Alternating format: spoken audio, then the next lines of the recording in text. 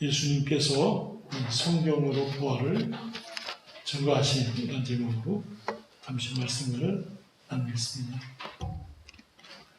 첫째는 1번에 보면 하나님의 기록된 말씀으로 의심하는 성도들에게 부활신앙을 주셨다 그 말씀이에요. 큰 두 번째로는 밑에 부활신앙을 가진 자들이 해야 할 일들, 이렇게 두 가지로 말씀을 나누겠습니다.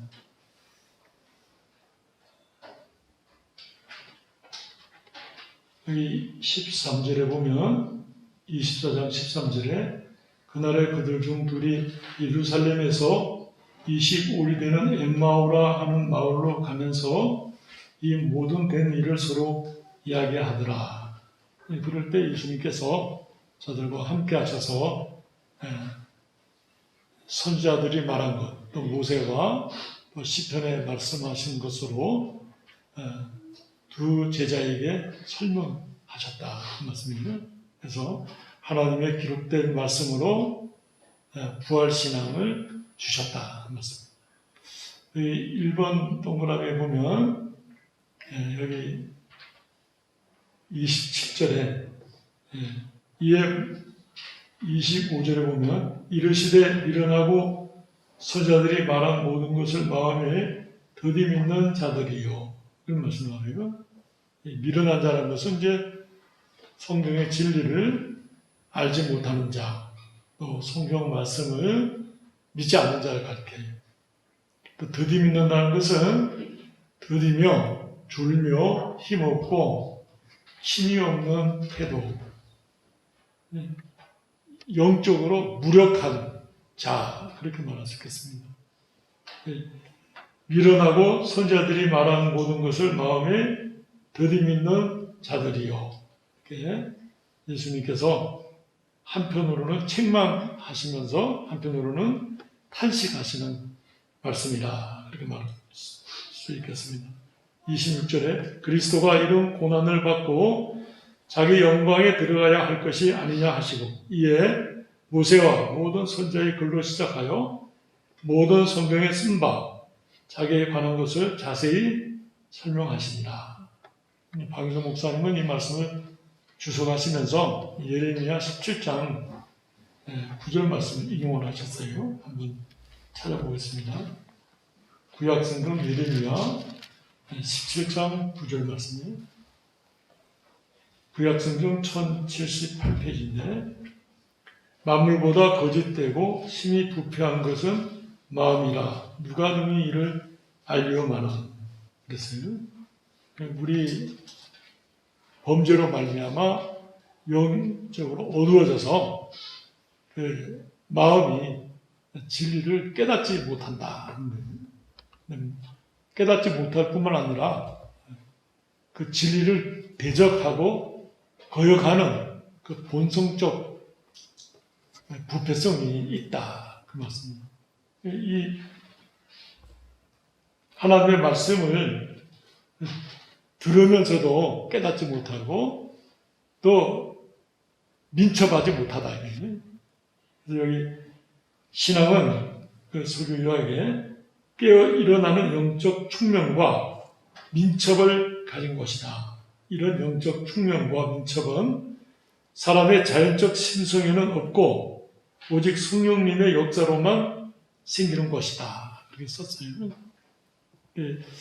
이 말씀을 이렇게 묵상하면서 구약성경 창세기에 보면 18장에 천사가 성육신 하실 그리스도께서 아브라함 집을 지나가세요. 그럴 때 아브라함이 즉시 나가서 그 사람을 영접해서 대접하고 음식을 준비해서 하나님의 말씀을 듣거든요.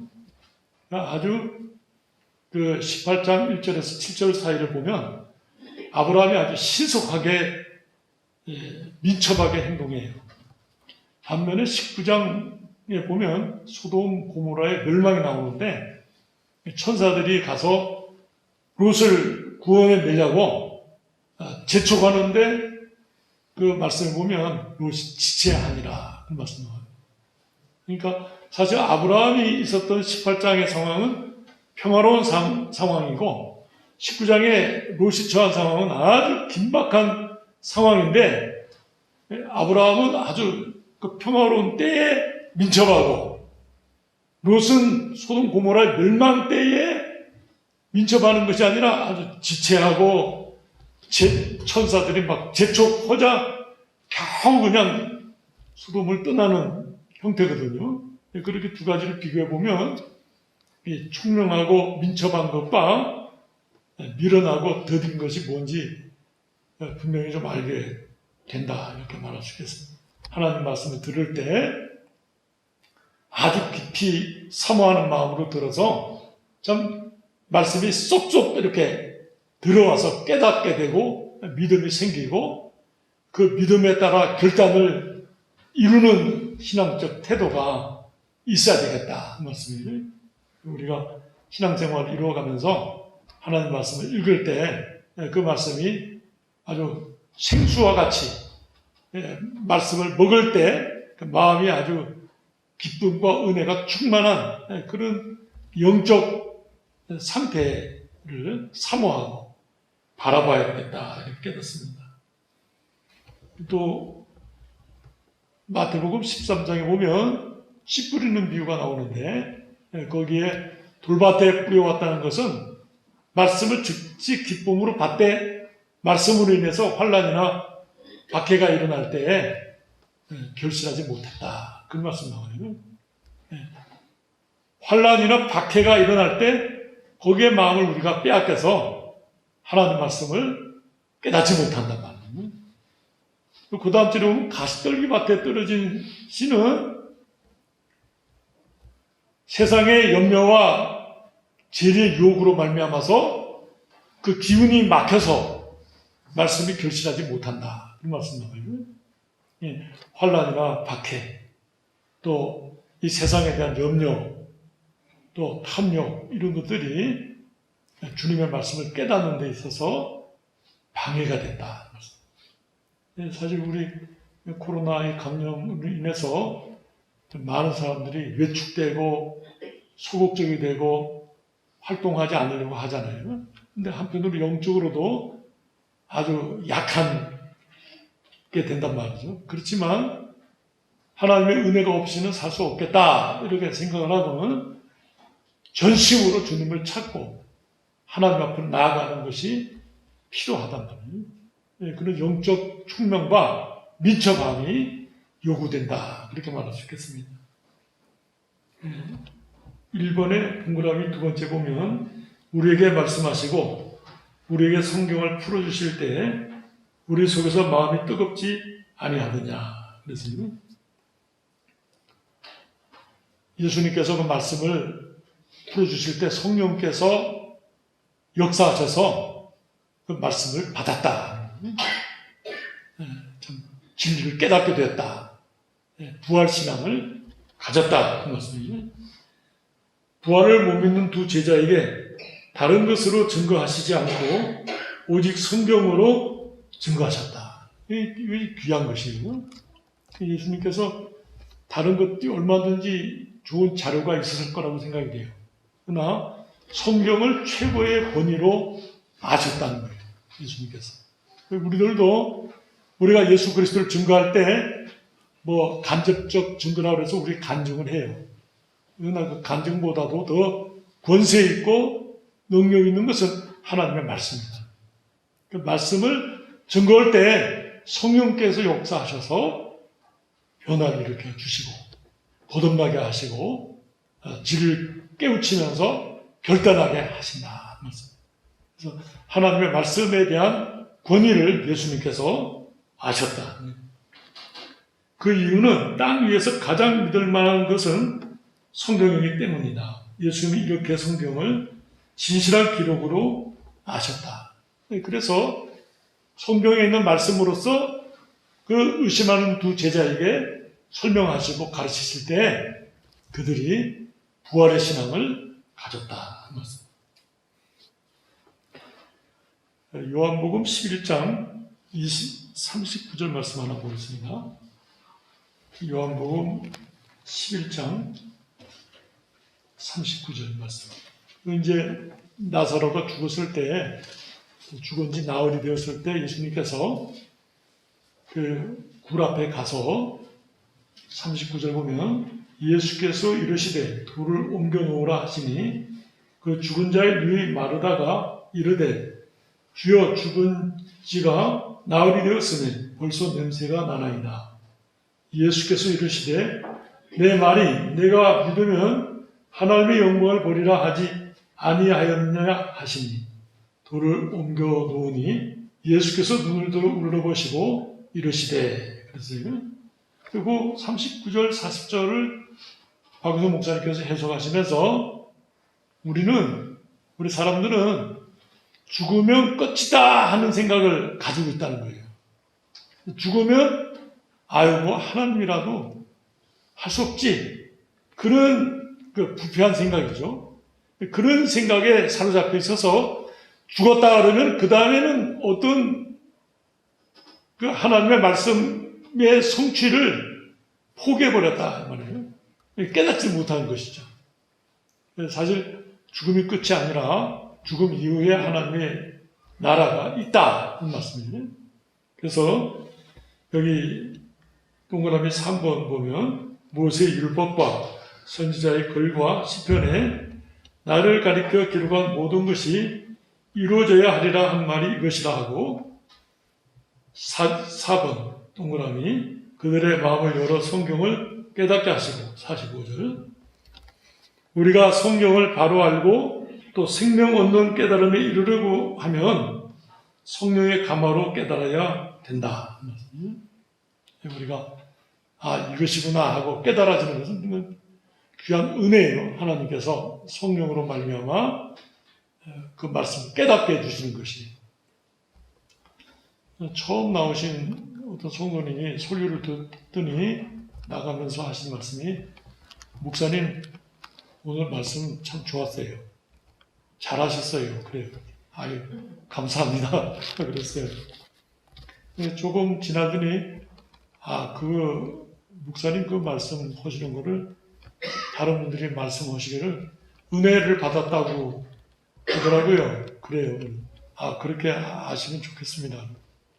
은혜를 받는다고 하는 것이 목사님이 어떤 설교를 잘한다 이런 것보다도 성령의 감화로 그 말씀을 깨달았다 그런 말씀이에요. 그러니까 하나님께서 그 말씀 속에 역사하셔서 그 은혜를 받은 거예요. 그 은혜를 받은 것을 돌아가면서 그 말씀을 묵상하고 그 깨달은 대로 순종할 때 열매를 맺는 것이죠. 또 순종할 때 하나님이 또 은혜를 주셔요. 예를 우리가 우리 자녀들에게 용돈을 주고 생활하게 하는데 그 자녀가 용돈 가운데 얼마를 구별해서 부모님이 기뻐하시는 선물을 사오게 되면 부모님이 기쁘죠. 조금 더 부모님이 나중에 또 다 쓸 용돈 또 더 주죠. 너 참 귀하다고. 그러면서 그 자녀가 양육이 되거든요. 그렇게 성도가 하나님 말씀을 깨달았을 때 순종해요. 순종하면 순종한 것에 은혜를 또 하나님 주시죠. 그러면서 그 은혜가 상승하게 돼요. 겹겹이 쌓이면서 믿음이 자라가게 돼요. 말씀을 깨닫게 된 원인을 어떤 지혜나 지식에 두지 않고 성령의 감화로 말미암아 깨달아졌다 하는 걸 알게 되면 사모하게 되죠. 그래서 기도하죠. 하나님 제가 이 말씀을 깨닫고 싶은데 이 말씀을 깨달을 수 있도록 은혜를 주십시오. 그렇게 기도하죠. 박영 목사님은 그 기도를 끊임없이 하셨어요. 아마 설교하시려고 나오셨을 때도 제가 이제 부목사로서 사회를 볼 때 보면 뒤에 앉으셔서 계속 기도하셔요. 한번 여쭤봤어요. 목사님 같이 훌륭하신 목사님이 설교하시는데 두려운 거 없으실 텐데 기도하시느냐고 그랬더니 끊임없는 그 기도 속에 하나님의 은혜를 깨달으려고 사모하신다고 그래요. 그 귀한 자세가 귀한 것이 어떤 지식으로 말씀을 해석하는 것이 아니라 하나님의 은혜로 깨닫고자 하는, 사모하는 마음이에요. 설교를 잘하고자 하는 것도 물론 있겠지만 그 잘하고자 하는 마음이 아니라 말씀을 밝게 깨달아서 그 밝게 깨달은 말씀을 주고자 하는 열정이 있었단 말이에요. 그게 이제 참 귀한 목사의 자세라고 생각이 돼요. 그런 사모하는 마음, 하나님 말씀을 읽을 때 읽고서 그렇구나 정도가 아니라 그 말씀이 내 마음에 탁 이렇게 가슴을 쳐서 깨닫게 하시고 그 깨달은 말씀을 생명과 같이 붙잡고서 실천하고 열매를 맺어서 하나님 앞에 영광을 돌리는 삶을 살기를 원한다. 성령의 가마로 말씀을 설명해 주실 때 성령의 가마로 그 말씀을 깨닫게 되면서 그 부활의 신앙을 가졌다 한 말씀. 참 귀한 은혜죠. 그냥 지식으로 알 수 있는 말씀도 있어요. 그러나 성령의 감화와 감동으로 깨닫게 될 때 우리의 그 부패성을 우리가 이기게 되고 또 이 환난이나 박해, 또 이 세상의 염려와 죄의 유혹이나 이런 것들을 이기게 돼요.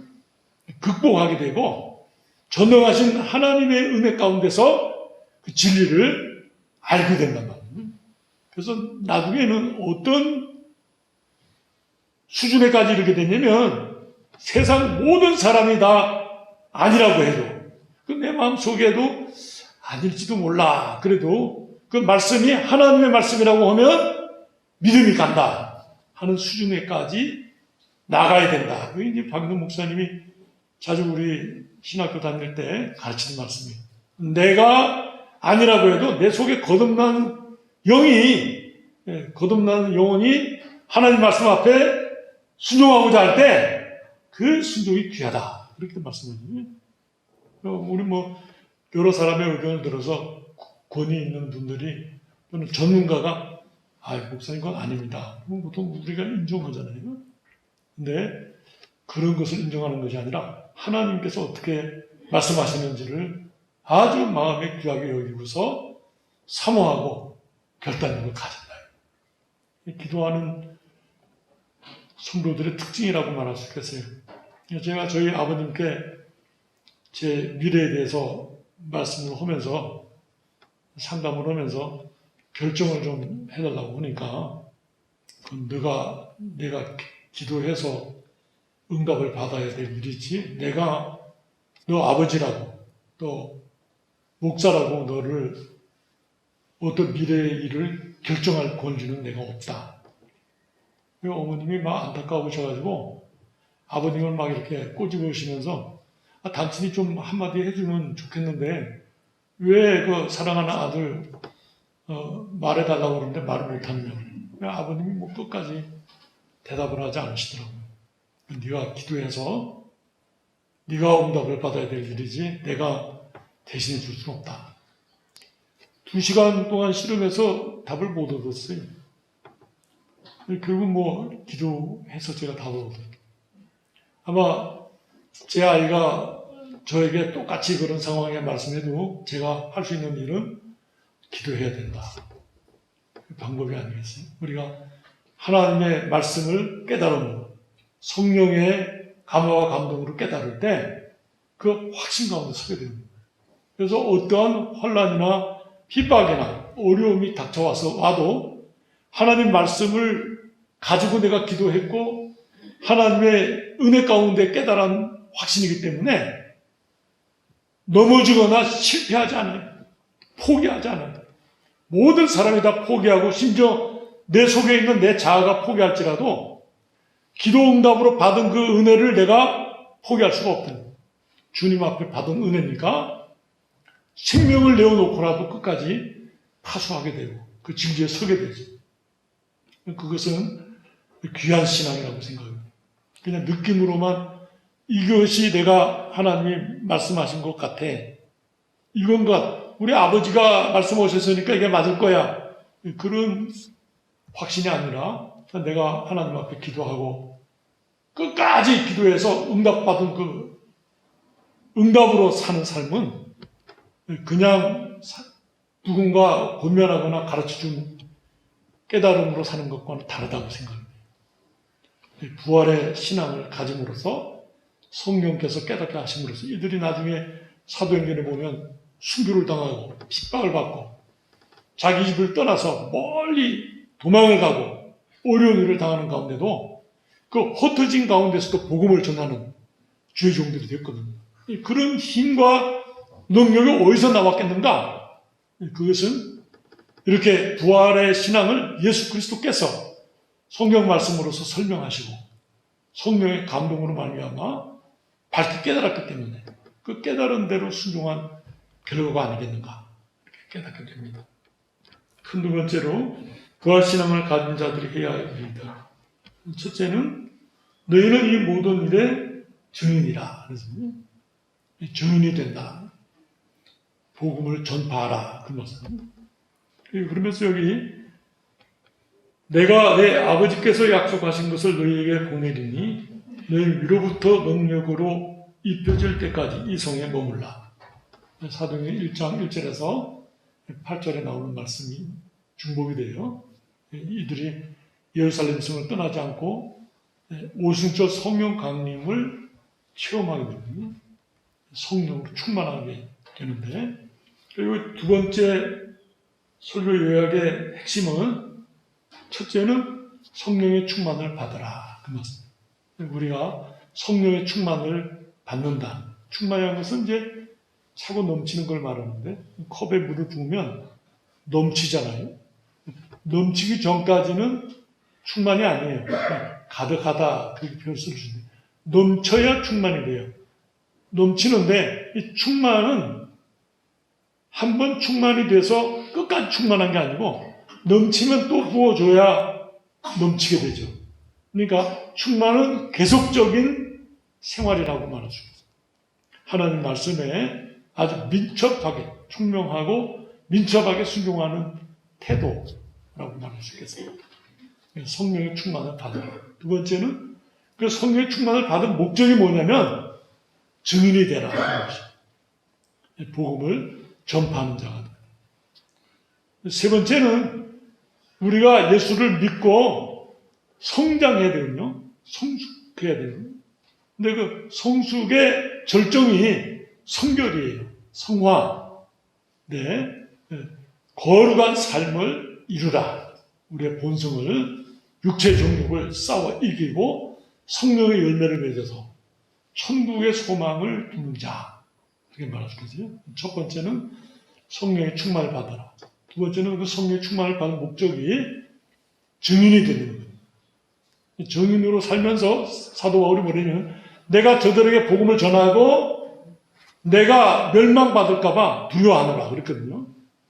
복음을 전할 뿐만 아니라 사도 바울이 자기가 멸망받을까봐 자기를 처복종시켜서 주님 앞에서 나아간다. 그런 표현을 썼어요. 우리가 복음을 전하고 내가 성장을 이루는 거죠.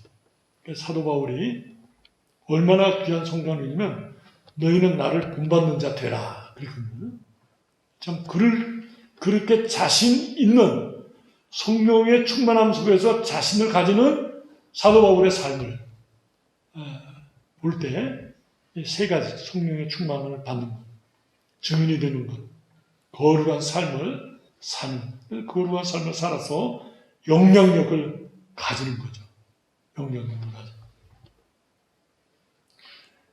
핍박을 하면서도 두려워하게 되고, 반대를 하면서도 마음에는 존경하고, 그런 존귀함을 얻게 되는 결과가 성령의 충만과 증인이 되는 것과 거룩한 성장을 이룰 때 이루어지는 것이죠. 세상이 핍박을 하면서도 믿으려면 저렇게 믿어야지 하는 마음이 생기는 자세.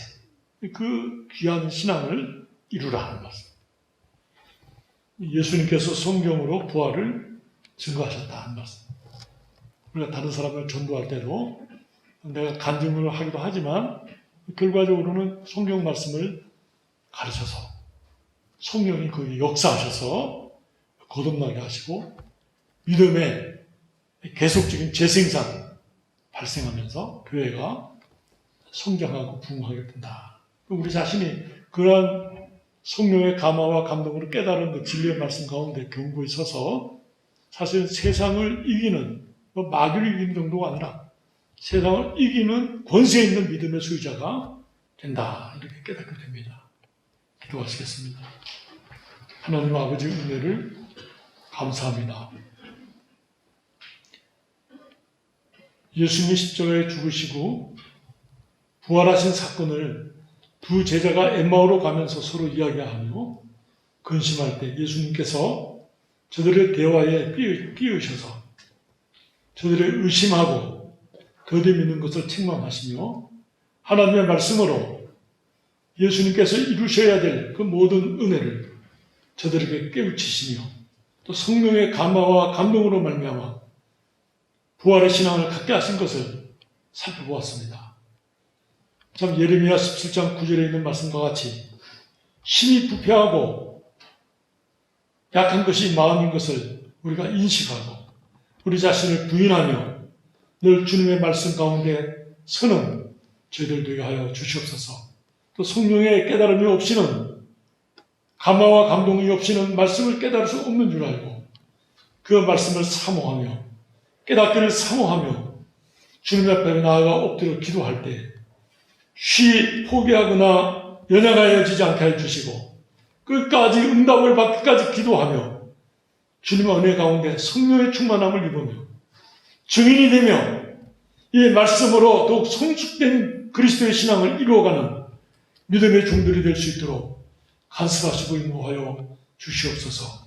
온 세상이 반대하며 심지어 내 자신마저도 포기하고 싶을 때 그 신앙으로 이겨나가는 그런 귀한 신앙을 가질 수 있는 저희들이 되게 하여 주시옵소서.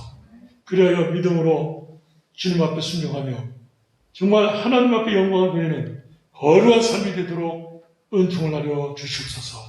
예수 그리스도 이름으로 기도드리옵나이다. 아멘.